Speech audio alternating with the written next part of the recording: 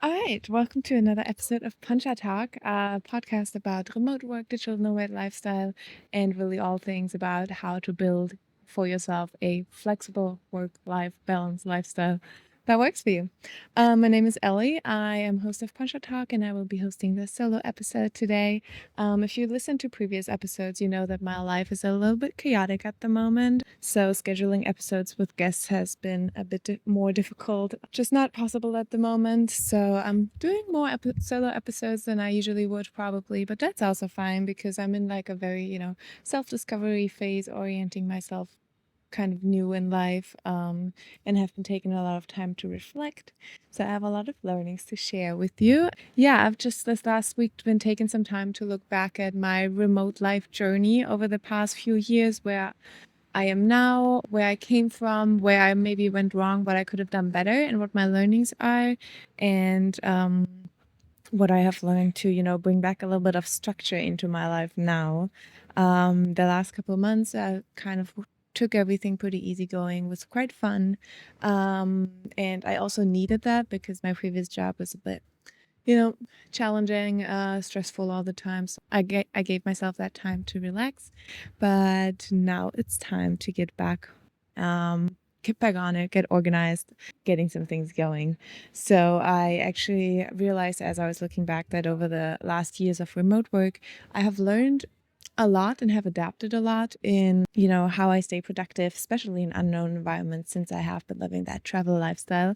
And that is coming in quite handy now. So I wanted to share a little bit with you today, what I'm doing at the moment, how I stay productive in this new setup in my life right now, and yeah, what's been helping me focus.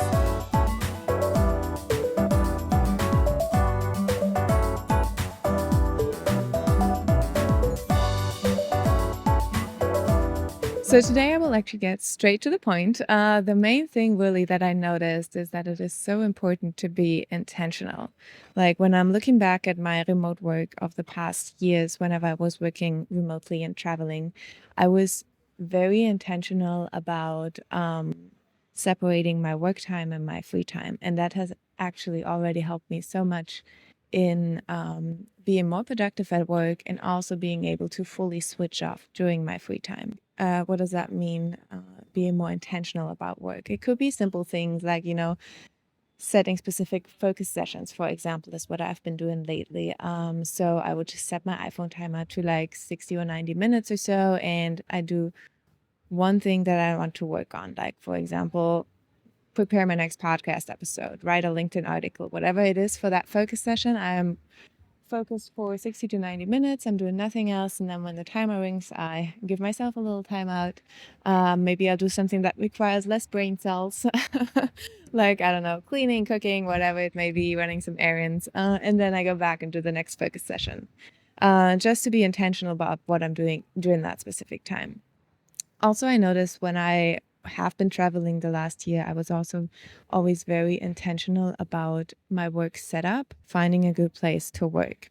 And that doesn't necessarily mean that I always had like the fanciest equipment or something. Like I was never somebody who traveled with like a second monitor, but I was just very intentional about when I know I have to work, I need to find a quiet co-working cafe or a co-working space, co-living space, a desk in my room, just something that really is a dedicated workspace for me. And I think with that, even sometimes less is more. Like I noticed I don't need the second monitor. At home, I always work with two monitors.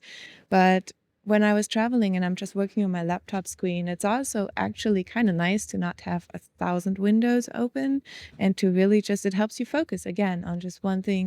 But that's just my thought. I think it's less distractions. And then lastly, to really focus during work time is I found it's really important to set myself goals, and then even more important to hold myself accountable to those goals.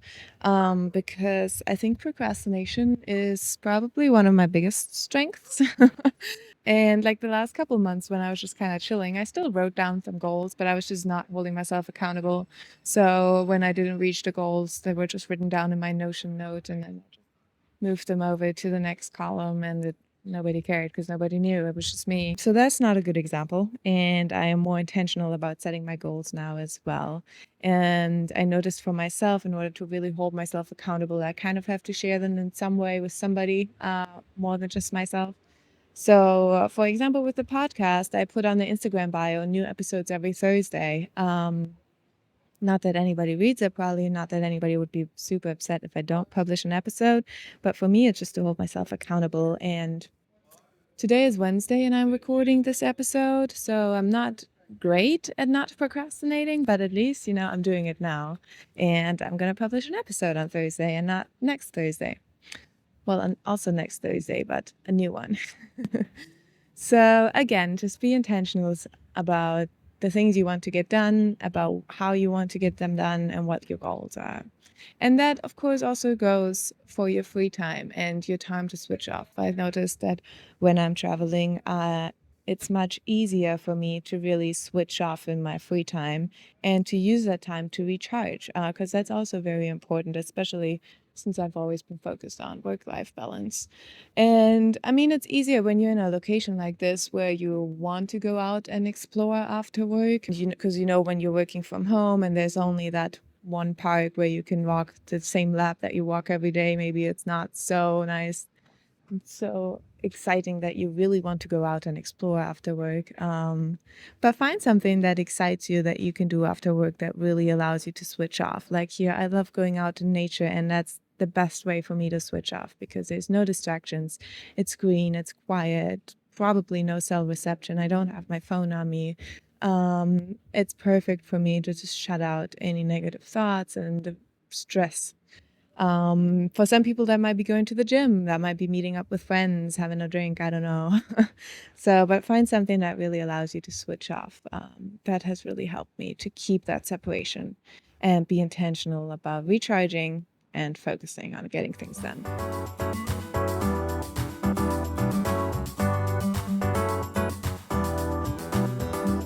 Then also what I notice when I'm traveling is that I just take advantage of all the things that are around me, like find places that inspire you, find communities, people that inspire you wherever you are.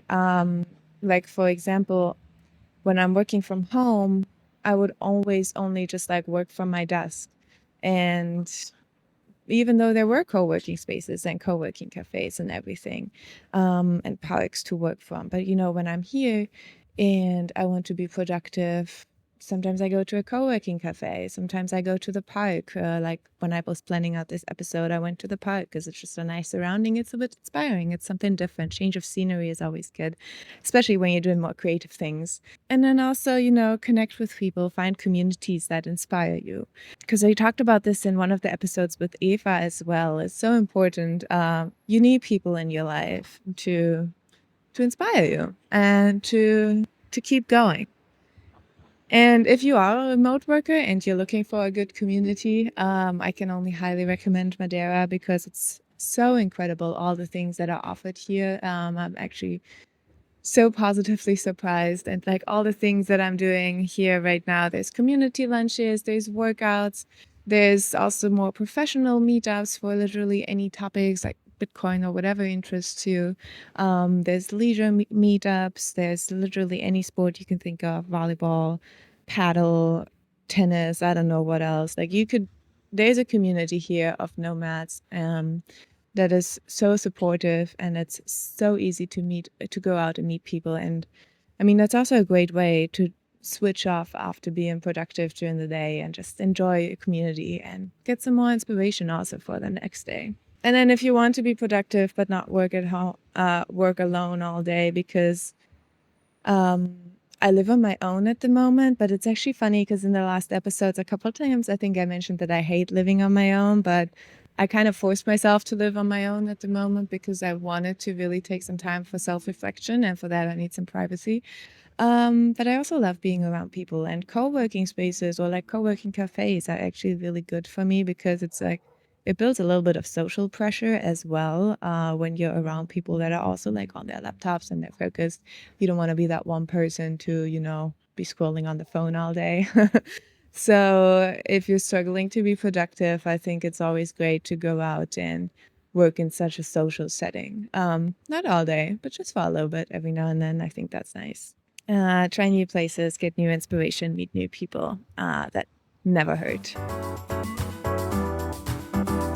And while it is nice to, have a change every now and then, I'm also realizing, especially now, since everything is so up and about for me, that it is quite important to have at least a little bit of routine and structure in your life as well. And I noticed while I was traveling, it's really important to have like a routine and stability for yourself that is not dependent on any location or on a person, because things change all the time.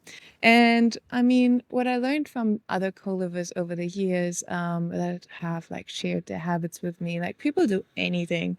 You can do from meditation. A lot of people journal regularly, or you do a specific workout, or I've met people that do like a 5K walk every morning before sunrise. That's next level, and I don't know how they do that. I don't think I could keep up with that, because that's a long time commitment every day. It takes like what, a good hour, 45 minutes, maybe 45 minutes to an hour. That's a long routine every morning. Maybe you can just drink a coffee or a specific juice every morning. That's more my level of routine and stability. But find a way what works best for you. Don't put too much pressure on yourself with the routines and stability, because I found also sometimes I'm like overly ambitious when I hear about somebody who's doing like this, I don't know, 3-page journaling, and writing down all these things every day, for example. Like, that's too much. I can't keep up with it. I'm just not that much of a routine person that I can do anything more than, like, I don't know, probably 10 minutes every day. I don't know why. And I mean, stability could come in many ways. I also realized for me, stability, for example, when I'm traveling, comes from like Netflix shows. Like Friends is my go-to show. Whenever I'm in like, when everything is just totally chaotic, I watch an episode of Friends, because I've watched it up and down, like, I don't know, more than 20 times probably. I know it by heart. Still makes me laugh though, and I love it. And it's just nice, when everything seems to be falling apart right now. I just started rewatching Friends again, because it gives me comfort and stability. I know what's happening. Same with songs. Like, I'm that person that will listen to one song on repeat all the time. Like, earlier today, I went for a run and I was listening to Strong Enough by Cher for 30 minutes during my run, just on repeat, going, because I don't know. I like it. It's nice. It's a good song. It's a great song. And it gives me some stability while everything else is changing around me. So those little things have helped me bring back a little bit of structure into my everyday life right now, and has helped me to focus on what I'm doing next instead of feeling so lost. So let's see how long I keep up with it. Like I said, I'm starting small at the moment, just because I don't want to overdo it and set myself up for failure. So, for example, I'm doing a morning routine every morning, which literally means I drink a glass of water, then I make a cup of coffee, and I take 5 minutes for journaling while I'm drinking my coffee and watching the sunrise. And I keep my journaling very simple. Like, at the moment, I'm writing down 3 wins of the previous day, just like bullet points of 3 nice things that happened, that made me smile, that made me feel good. It could be something simple from like going for a run, or I don't know, meeting a new person that inspired me, or that I got along with very well, or I don't know, the other day somebody stopped and helped me parallel park, and that was like the highlight of my day, because I was struggling so much. That was really nice. So yeah, just small things like that made me smile. And then I write down 2 things that I'm looking forward to in the coming day.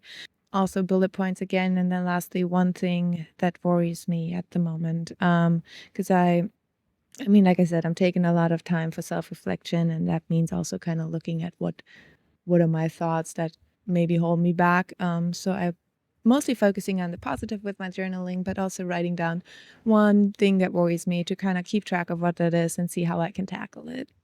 But that's my morning routine, quite short. And then, like I said, I'm doing some focus sessions, because I have a couple different things that I'm working on at the moment, like the podcast, for example, and then also figuring out the job situation and all that. So different things, different focus sessions every day that I work on that help me. And then, like I said, I still take time to recharge, even though I'm not even working right now.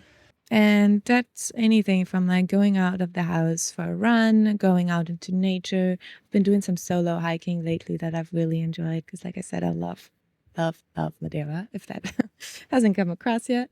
But also, getting more involved with the community here, putting myself out there, meeting people, to kind of get some new perspectives and some positive thoughts from others. It's been really nice getting to know the community here. And yeah, we will see where that takes me. Hopefully, it'll introduce me to some new podcast guests that I can bring on in the next weeks. We're getting there. We're getting there. Stay patient.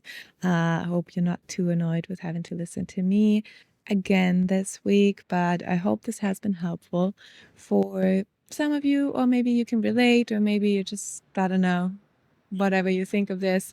Feel free to leave me a comment if you have anything to add, how you stay productive while you're traveling. Always, like I said, happy to hear from you. And then, as always, thank you so much for listening to my little podcast project here. Any support, like, follow, download is always very much appreciated. And I think that is all for today. And I'll see you next week. Bye.